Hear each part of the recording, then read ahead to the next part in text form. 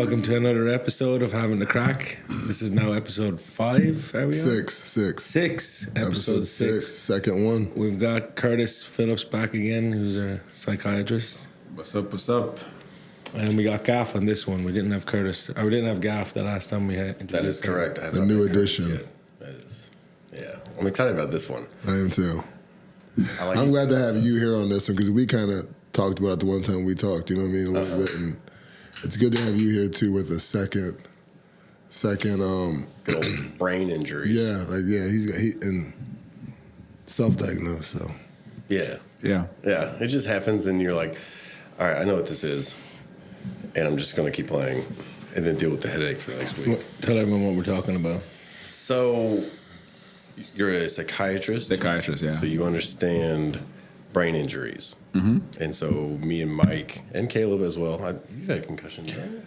I've the only time I would say I think I've had one. Now I would have said it was a very minor one, and it was actually funny because Mum came over here to visit me when I moved to America, and the first rugby game. And Mum's a sports therapist, so she's used to guys getting concussions. Your mom's a sports therapist. I didn't know that. Yeah, she does multiple things. I'll tell you another day. I could go on for days, but she's used to that. And the first game she was watching, I think we went up to like Orlando to play them in rugby, and I remember tackling a guy and I hit him low, but another guy on my team tackled him from the other side. So when I wrapped him low, I kind of swung around. My head clocked off his knee. And I remember it like that, everything just went blurry, kind of black. I woke up and I was like, oh, fuck. I was like, and I knew Mum was there. I'm like, Mum. Because I know she fucking knows what to do. The rest of the guys, none of them are therapists, right? Yeah, you literally do have an experience of seeing stars, hearing ringing bells. Like, that's real. Yeah. Blackout. And that was my first time really. Like, I've taken hits to the head, but never had blacked out. And, like, that's the first time where it went black and just stars, and I was wobbling. Like the red flashes. Like yeah, the red and I got up and I dot. started stumbling, and no one seen me. And I was like, Mom. And then, like, I just see her on the sideline, I'm like, and then I just, like, stumble over, and everyone else is kind of playing on, and just, coach is like, all right. So with Rub some dirt on. But I ended up going back on. Like, once I took a minute, my head settled, I went back on. But I do remember everything. But it was the first time where it was like, fuck. getting your bell rung, Yeah. I always said. Now they actually have protocols and procedures to protect athletes, which is fantastic. Yeah. Now, with your working with this kind of stuff, you've been across from concussed people. So yes and no. Okay, explain. So concussion stuff and TBIs, brain injury stuff, psychiatrists deal with it kind of, but more of the mental health aspects that come after it. But a lot of that is done with neurologists. So I haven't treated a lot of concussions, and it's not like something that we study in psychiatry. We know about it. Why don't you guys study? It's part of neurology. Yeah, you're more. It's a whole different field. Yeah, you're like you just said. You're more of the labor Mental health. aspect, dealing with it versus the treating it process. The mental health aspect of it. Yeah. And so, what would you say are some of the aspects of that extended process of healing and working how to, I guess, get your mental back in line? What does that look like? What part of that is interesting to you? Mental back in line from what? From receiving like someone that has, let's even say CTE, just to put it out there, Right. Because this stuff is real. And so, as a psychiatrist, and as someone, as multiple people that have suffered from concussions, especially numerous ones, Yeah. how do you see that? So the answer is kind of boring, but everybody looks a little bit different. So I have a few patients now who've had TBIs from car accidents and sports people who have had concussions. What's TBI? Traumatic brain injury. Traumatic brain. Okay. So, I've had some people do it and then they get like this prolonged depression and they can't really do anything. And then other people get a little bit aggressive at times, and some people lose touch with reality and get psychotic. Some people get some people have a lot of PTSD. anxiety and get a lot of panic attacks, and some people have PTSD. So based on what shows up and how it looks in the individual then will determine how to go about it. But there's no like, oh, you have a concussion, this is the protocol that as a psychiatrist we would do. It's kind of like, well, how is this affecting you mental health-wise? Like, what are you looking like right now? What's going on with you? So we do a full evaluation and then kind of go from there. What are some of the practices or remedies that you would have, I guess, a patient work on? Once again, it depends on what's going on. Okay, What's so, a common one that you use? Yeah, just I don't know if you could think of an example. Take Mike, for example. How would you treat Mike? For what? Well, I'm untreatable. I know a lot What's of wrong with you, Mike? A lot. So, like a lot of Climbing his head and go ahead. You'd be like, what the fuck's going on in here, boy? A lot of former athletes, for example, they have really bad memory loss problems. They'll forget why they went upstairs. They'll go to the grocery store and go, I don't know what I'm supposed to came here to get. What would be a practice to help that, or is there one? Pretty much, I know that they write stuff down on notepads every morning, like brush your teeth type stuff. They have it written. Yeah, once again, I think the formal protocols for this would be under neurology. It's not something that I do on a daily basis. But for memory issues, overall, once again, it depends on the person and why they have memory problems. So we have people who have a lot of injuries, brain injuries, and they have memory problems because they just can't record things.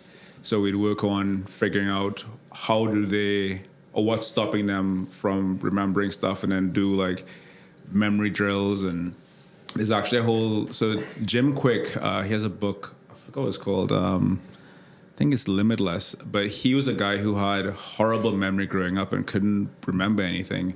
And he's now developed a whole field of like memory enhancing tools and how to grow your memory. And he's basically saying that your memory is kind of like a muscle and you can grow it. And so there's a whole list of things you can do for that. Mm.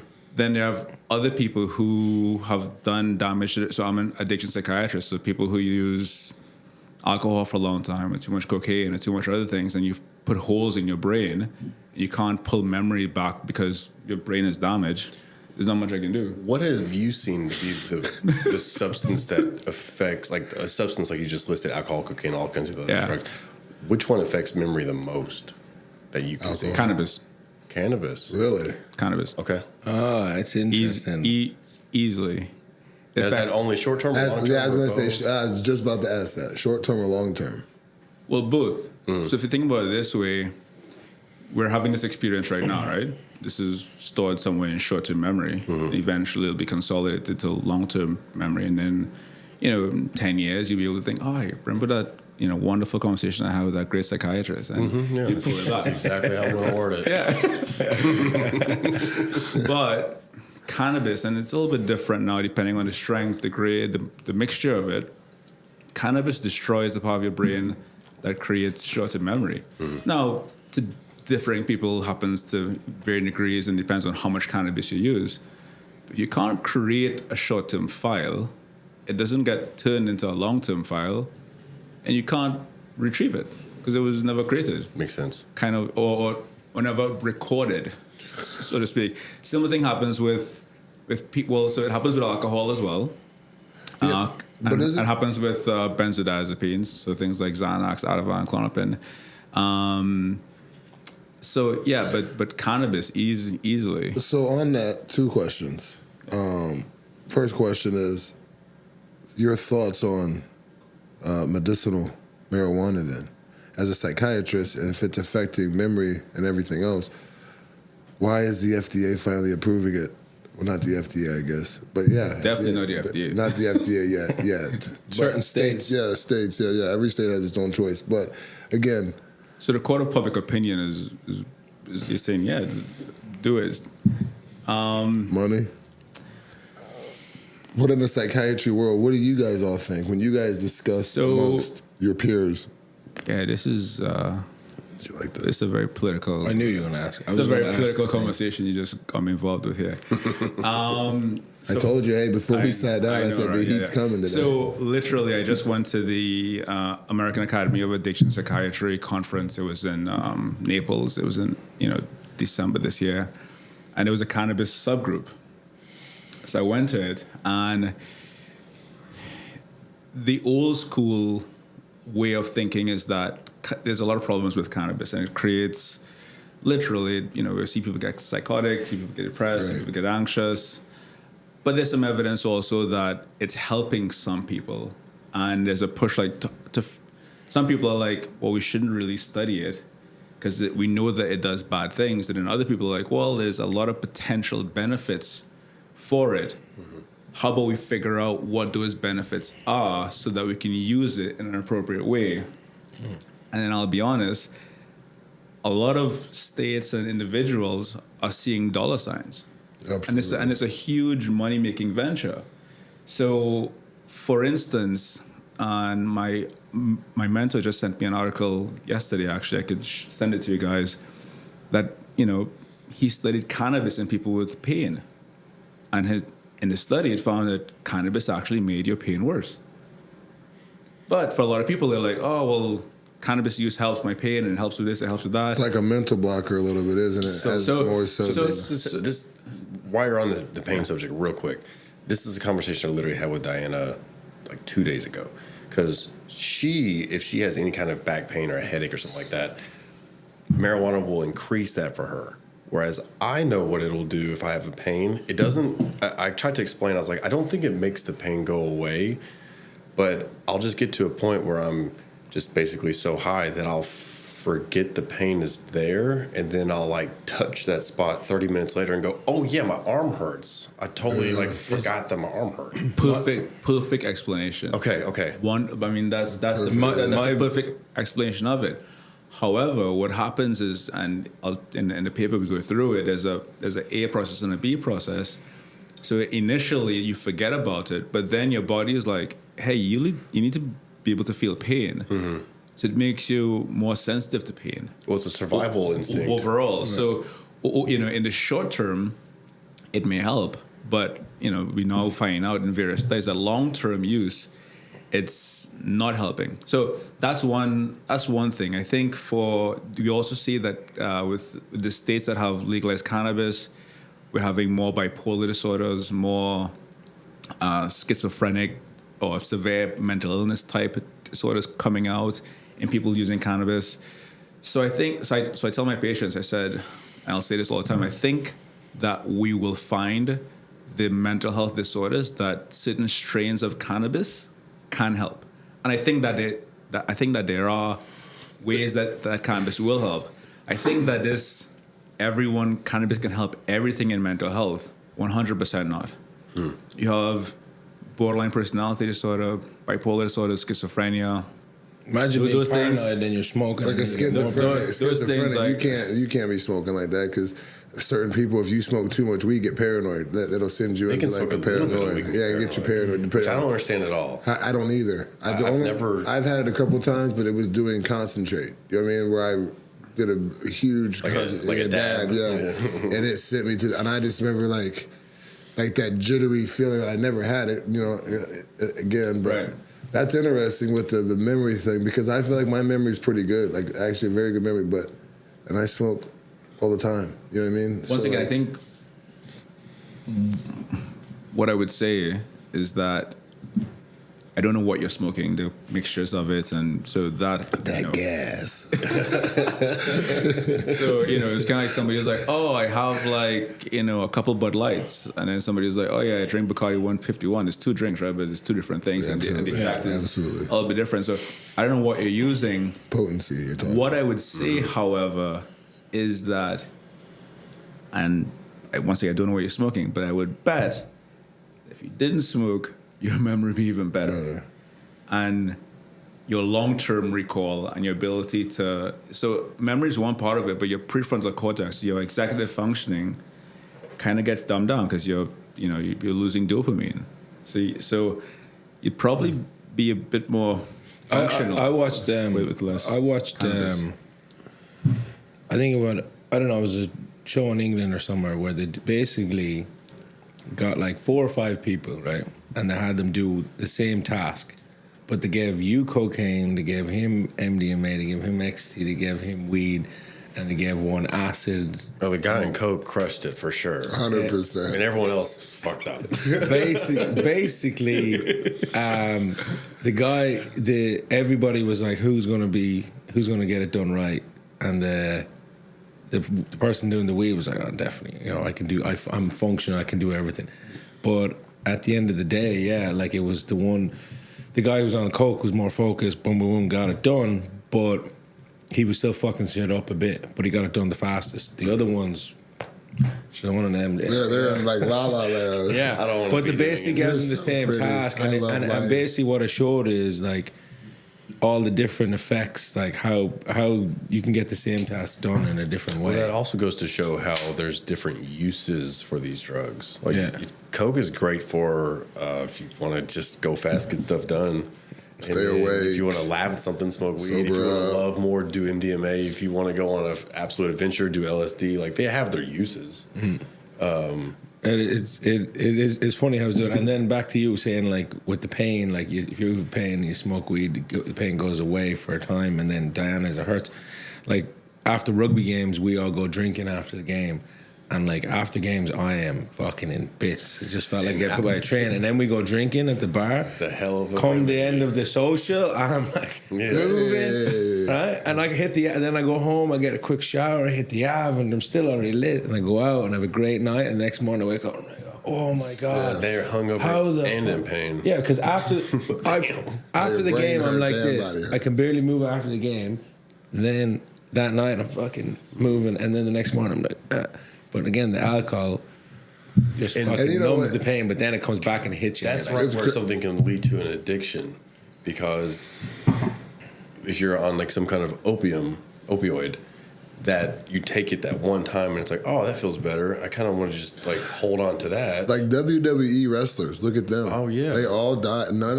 Like Ric Flair and them are very rare. All these guys that when we grew up, if anybody watched wrestling, it is, and I worked with one. You know what? When I first moved out here, I worked with Thrasher off the Headbangers. They were the Headbangers were back in like the early 2000s. They were the tag team champs of the world. He was like a GM at one of the clubs, and I started talking to him about the stories. He goes, when you go on tour, they're on tour for like 180 days out of the year when they travel and they wrestle and WWE, like Monday Night Raw. there's a and, pain all the time. He said 8 ball of cocaine and painkillers like you would not believe. And it's nonstop. And he's like, and we're like these big celebrities, so they'll You have go to out and they'll entertain. drink. And it's the same thing with athletes or entertainers or rappers. It's nonstop. It's like you get into that nonstop cycle like college, and you get there as a freshman playing football. You come from a small town. We're from small towns. You know what I mean? Like country towns. Then all of a sudden you go to college and you're this celebrity, and there's everything. There's bars. It didn't happen for us here, Curtis. You was in Arkansas State, right? No.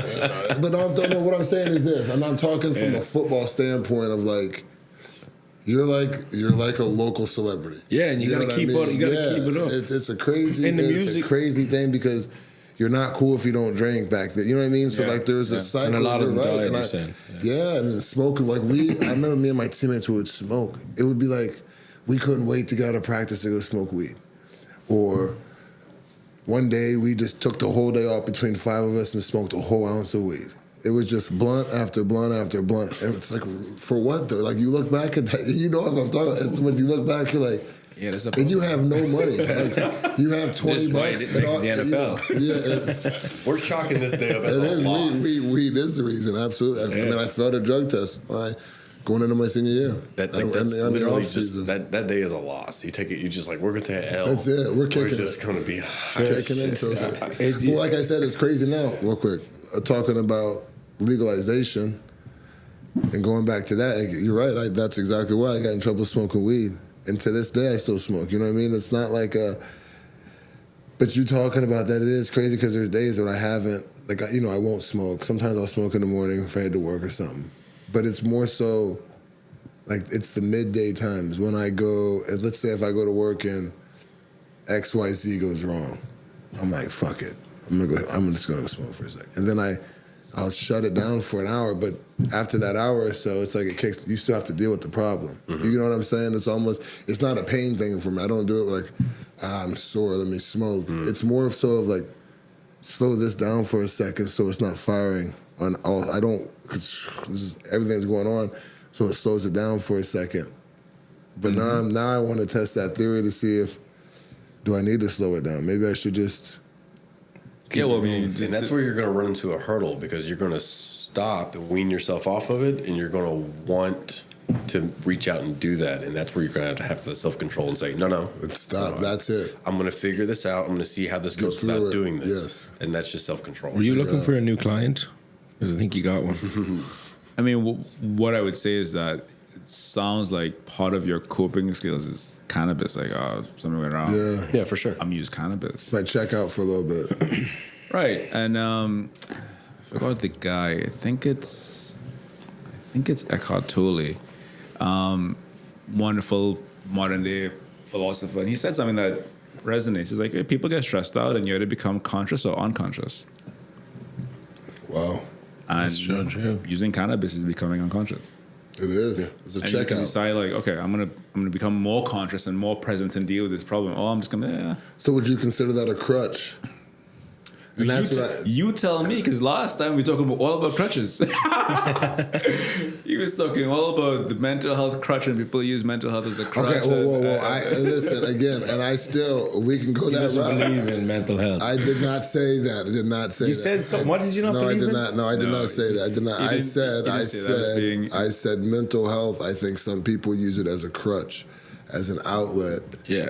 to check out. Like Well, what yeah, I'm saying. because now That's you what I have think. 16-year-olds getting diagnosed with being overly sensitive. It's I like, know, no, it's- you're 16. You're supposed to be. What blows my mind is We're all people sensitive. self-diagnosing themselves with ADHD, so I need Adderall, and I have to. I can't function that's without what I- Adderall because I have ADHD, and then I'm like, you actually quite like diagnosed? No. Like, but I know I have it, so I need Adderall I every buy day. it off my friend. I read on Google and I have the symptoms. So, anyway, so I was being inflammatory, but I think you'll have to decide what kind of life you want to lead. Like, how do you want to deal with stress, and then decide like, is what I'm doing okay or not?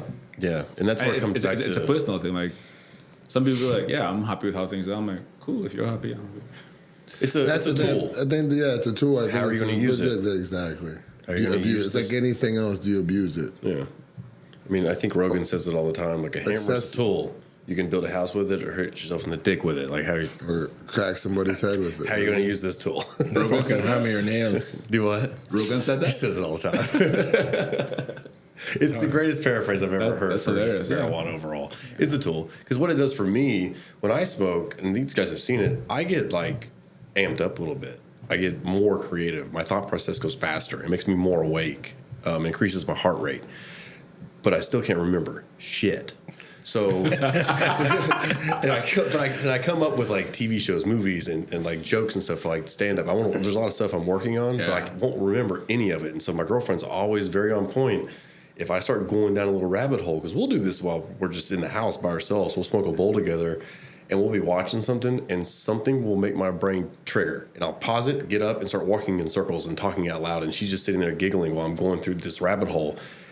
And when I stop, she'll go, write it down.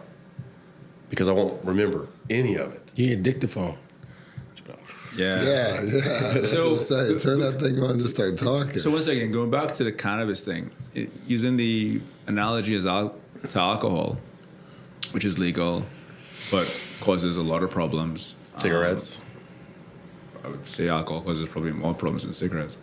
But Oh, that's very true. Alcohol's the worst. but if you drink alcohol all day every day, you're gonna have some serious problems physically, relationship wise. If you have a couple of drinks, a couple of beers on a Friday, Saturday, you're fine. And I think the understanding for cannabis needs to get to that point that for some people, if you have a small amount of cannabis on a Friday, Saturday, or once a week, twice a week, whatever, you'll probably be okay. And you won't fry your brain, your memory won't go through the roof, you probably won't get psychotic.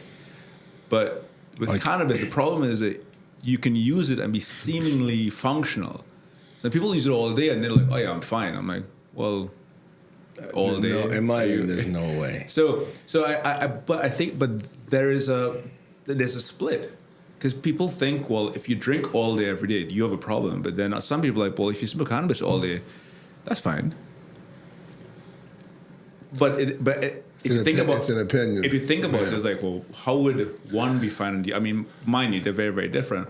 But I think that's where we need to go in society. And the same way I tell someone, like, most people, I think, understand in pop culture, alcohol makes you depressed, right? Everybody kind of knows that. It's a kind of like a... To me, alcohol is a gateway drug. They always said weed was. To me, it was alcohol. Alcohol's always the one where you start drinking, inhibitions. You're very susceptible. You're ready to do anything, shit. everything, fight, get mad, cry. Standards come down. Goggles come on, all this stuff. Someone you would never look at, you're like, you wake up that next day and start swinging. Like that. I would never. So the same way I'll tell someone, like, listen, if you have like severe depression, why would you drink? Because it's going to make it worse. Cannabis alters your sense of reality. That's what it is. So if you have a altered sense of reality problem, schizophrenia, bipolar disorder, dissociative disorders, even anxiety to some degree, why would you use something that could potentially make it worse? Mm-hmm. There's a lot of people going around the world who like don't have, diagnosed mental health problems or severe enough. So for them, I think it probably might be okay to some degree. But once again, if you're drinking like 95% alcohol, I'd be like, that's a problem. But people are smoking 95% THC. And they're like, oh, that's fine. I'm like, yeah. Yeah, no, that's real. So now the new wave is the psychedelic wave. That's not a new wave reborn again. And I mean, what I mean is like, but now, from it's definitely reborn. But it's the same thing with weed. It's the same, but now shamans and microdosing, like shrooms are on the forefront now. And I'm serious. Like, you laugh, but I'm how many people when you go down to your little parties at the Hard Rock at Dare, how many people are down there microdosing instead of 2 grams to the face? Microdosing. He's ready to leave planet Earth for a while.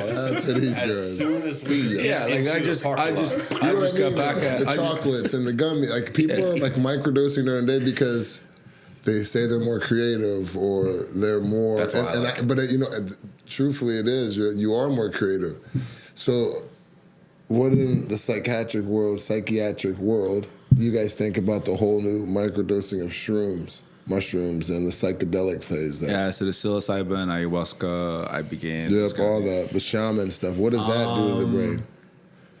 I want to know about the ayahuasca, because from what I'm told, that completely changed. I heard that's the world. Like, that to me, like, they send, real quick, before you, because I want you to answer this, but for example, I have a very good friend of mine, and his wife was going depression, different stuff, and she went and did a retreat in Chile. ayahuasca, and she said there was like billionaires down there and stuff, like these people that are like so rich and have everything you could think, but mentally they're not there, and a lot of athletes and celebrities and stuff, they've done that, and they all swear by. Some people do the toad, because it makes you. That doesn't take you. It takes you to like a reality, but like your personal reality, like your skeletons in your closet, the secrets that no one know about that everybody has tucked away somewhere. You have to face them. So yes and no. So I think psychedelics, once again, they were studied in the 60s, 70s, I think. They were used for treatment of PTSD, and then the government kind of said, no to it, and Nixon had a whole thing about drugs, but it's a whole different. Don't want these hippies in here. It's a whole different story. They're too happy. We don't want that. So it was a different world back then too. No, of course. So there's a lot of studies going on about it, and the research that's coming out says that it kind of works. However, a few caveats. Number one, it's something that you kind of need to be, from those retreats, you kind of need to be guided by. So you can't just be like, oh yeah, I'm just gonna do some ayahuasca and I'm gonna find myself and I'll be great. Probably not. And then for a lot of people who eventually get to that point of using psychedelics, these are people that have been in therapy for a long time. So therapy lays the foundation for self-exploration and kind of knowing about yourself and like knowing about the different crevices in your mind and in your psyche. And so then when you are exposed to this hallucinogen, psychedelic, that can help you to explore a space that you've already been exploring. Right, because without that groundwork, if you just went right into it, that might be a bad trip. It'll be a bad trip. But you won't have you won't know yourself enough, and you won't understand how to explore yourself enough to kind of use it.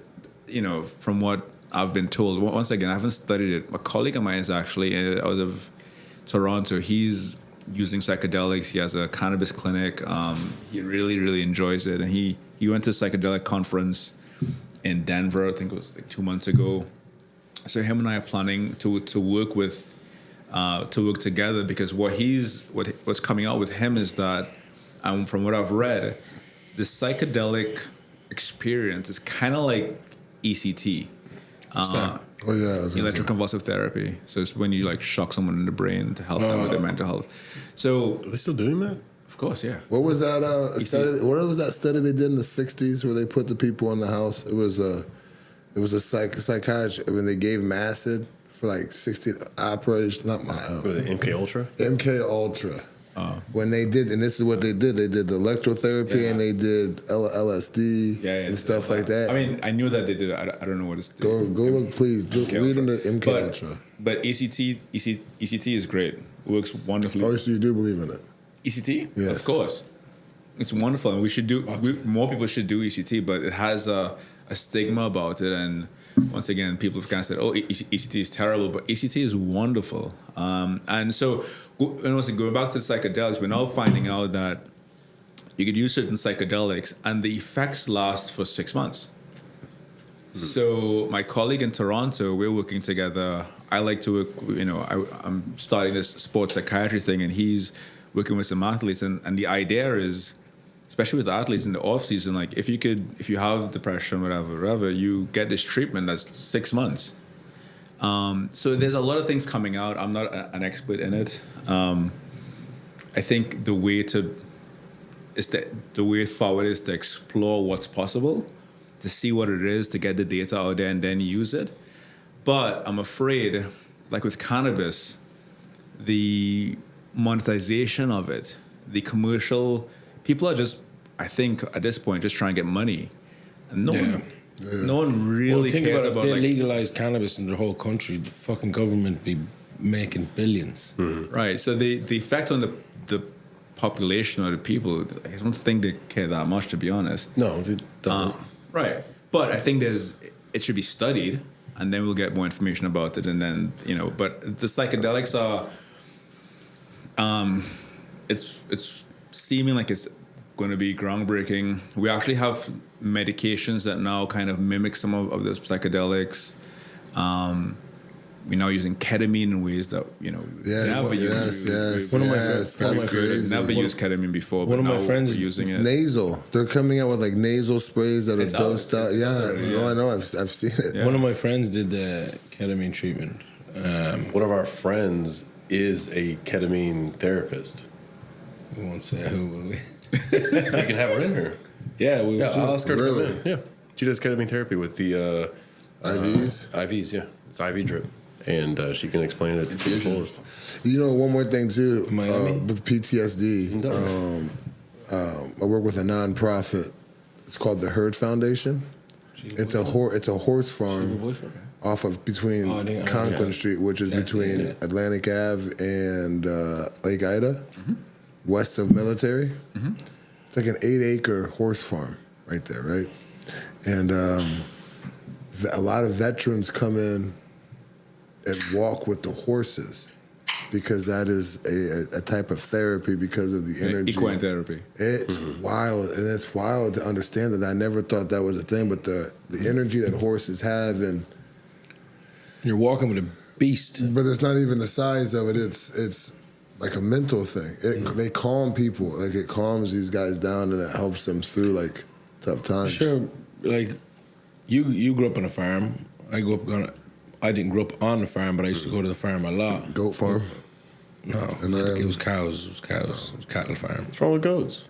Nothing's wrong with goats. Yeah, he said I'm saying, all heifers, red heifers and limousines.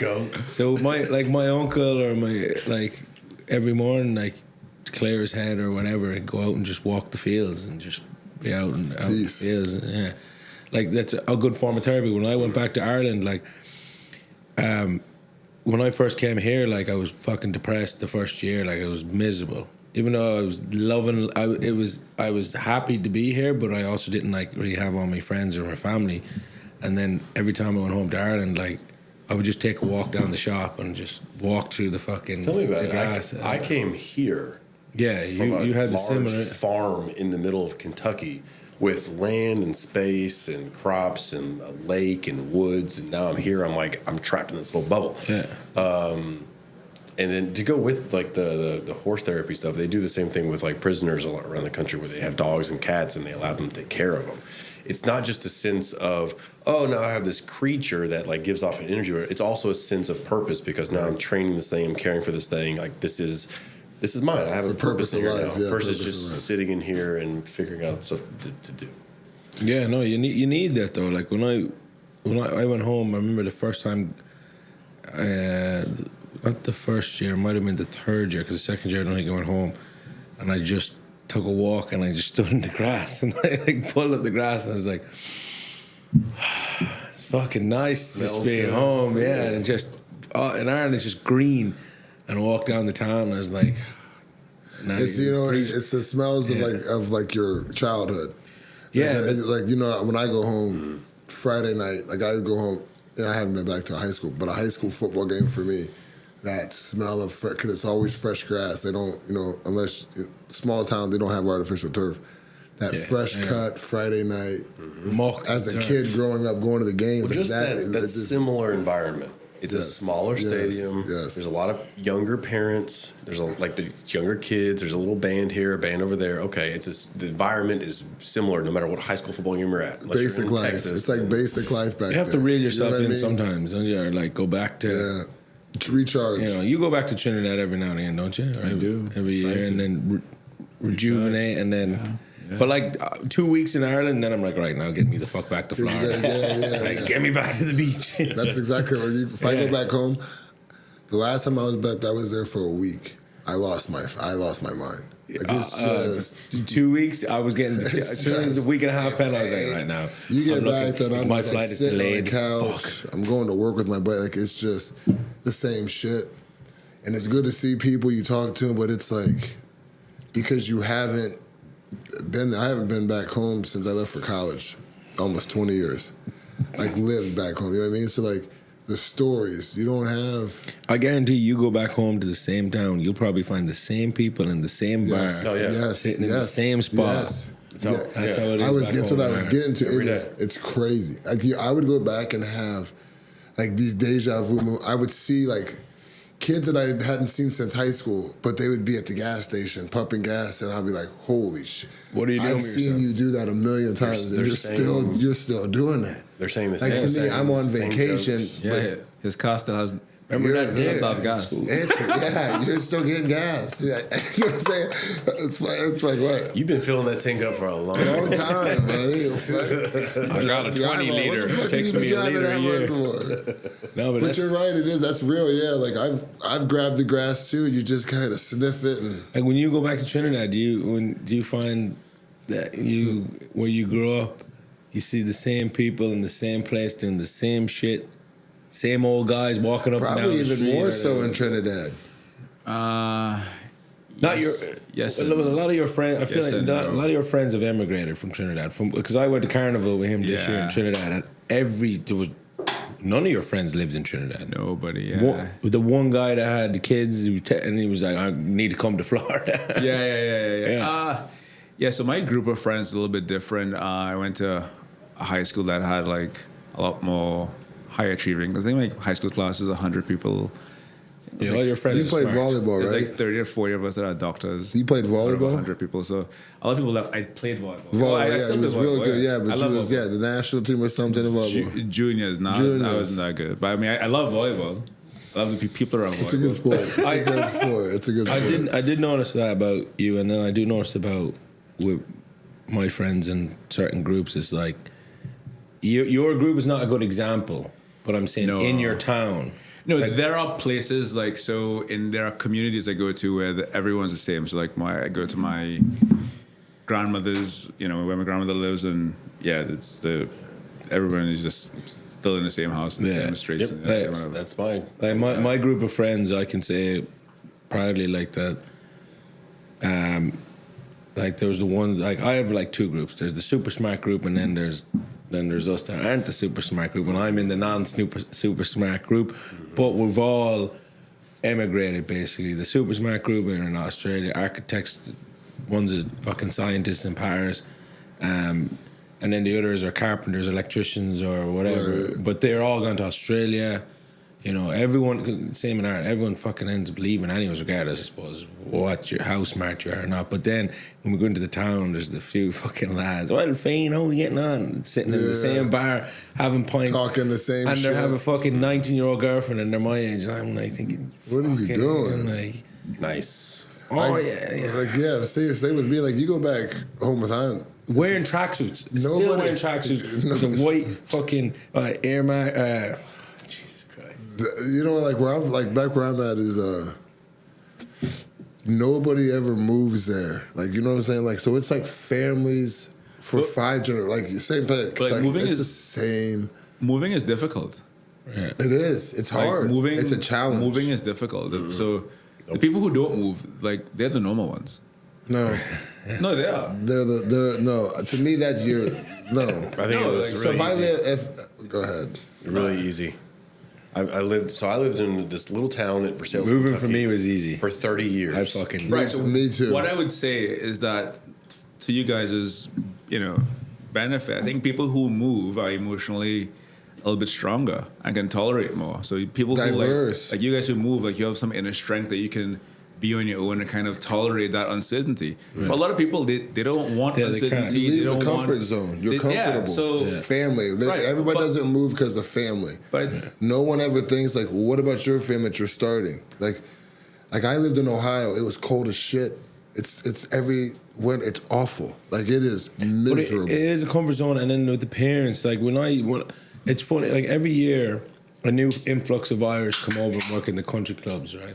And you'll get the country boys or girls or ones that come from a small town, and like we went out for dinner one day, like 2 or 3 months ago, and it was Paddy's Day. Were you? No, you weren't with Paddy's Day. We were I think Paddy's it Day. was. Paddy's Day, and I met Then we this go new to Irish. the Irish bar. Yeah, so we met the Irish bar, and there's this Irish guy. Shout out to Liam, he's a legend. but Liam is working with the government, I think, right now. Came over to America to work, but he's so fucking not used to this shit. We brought him for dinner, and we went to one of the restaurants in Delray, and the lady came over and served him wine at the table, and he was like, "Oh Jesus, I've never had wine served to me before at a table." And we were just like, "Oh my god." And What they're are you like, doing? "What? Just order whatever I want." What? It was all new to him.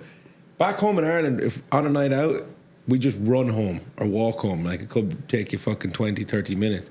This man ran back to fucking Lakeworth. We're like, what? No, What? where? Like ran, like jogged, jogged. From Delray. Like jogged. Yeah, he just took off running. No. Here in the States. Why do you guys run home? Because the taxis, it's hard. You'd be waiting forever for getting taxis. No. It's always cold, rainy, and windy. No, You here in the just fucking States, take off walking and run. you drive home. Yeah. You drive home. You have a bottle of wine and you drive Do home. you guys Like get a do you guys get He doesn't DUIs? have a car, Do you guys get DUIs and stuff in Ireland? We don't drink and drive in Ireland. If you have one drink and drive in Ireland, see the difference is in Ireland the cops pull at random, so you don't even chance it. Because if you have one drink and get stopped, your license is gone for 2 years. No question about it. There's no this shit DUI going to court, blah blah blah. license gone 2 years, and then after 2 years, I'll give it back to you. I'd walk No on questions too. asked. So no one breathalyze. They give you a breathalyzer. You're fucked. They'll pull you at random, license gone, so no one drinks and And drives. there's no like. and I'm not- That's a lot why lower, we right? run. That's why we walk home more, because you're waiting on a taxi, or you might not have the money, or it'd be freezing. You're like, fuck it, just let's run home. Like I used to from college. It was 22 minutes exactly from my house to downtown, and I ran that hail, rain, sleet, or snow. You pull a girl, you'd be like, right, let's go, and just start jogging. And a Just girl fuck- runs too? Yeah, fucking run it, walk home, walk home. More so, walk home. That's awesome. Yeah. All right, guys, we better start wrapping it up. All right. Thank you, Curtis. Curtis, you It's always a pleasure, gentlemen. now I think you're a little bit smarter now than what I thought previously. No, you know what? I'm gonna try some things out. I think with the smoke, and I think I'm gonna cut back. So I'm gonna see. Curtis, can I you want give to him test your opinion, and you're the gonna friends and family discount for yeah, therapy? $0. It's all love, baby. Jesus, fix it. No, I got 5. I got 5 on it. You got 5? I got 5 on it. Yeah. That's a good start. I'll give you about I'll give you 500. I'll give you some weed. I'll give you some. I'll give you some my weed. I'm not so good anymore. All right, guys. Thank you for coming on Having a Crack, man. It was a very good conversation. Gentlemen, thanks for having me. a lot of good information today, buddy. I feel like we're going to have another episode. Yeah, I Just think keep you're going. gonna. I think you're gonna There's draw no the third. end You to might this. be a continued guest Every buddy. month you come back? Yeah. Easy. Once a month? Every quarter, maybe every quarter. I think what we should do, Curtis, is because obviously we could go on and on for days. I think if you have a certain topic that you come up with every month that you want to talk about, Something new in the industry. and you can lead, you can lead, Sure. you can tell us the topic, and then we can question you about, ask Let you us questions ask you the questions. You know what I mean? or whatever. Sure. All right, man. And Thank you, please brother. send your friends and families to see Psychiatric Solutions. I'm in Delray. Yeah, give You guys hear what's it, your email? listeners? Listen, Yeah. Psychiatric What's your email? Solutions. Curtis Phillips, MD at cpsychiatricsolutions.com. You guys hit him up. Very impressed with Yeah, I like how he Curtis. goes through. I I did too. I was He's surprised, aight. man. Yeah.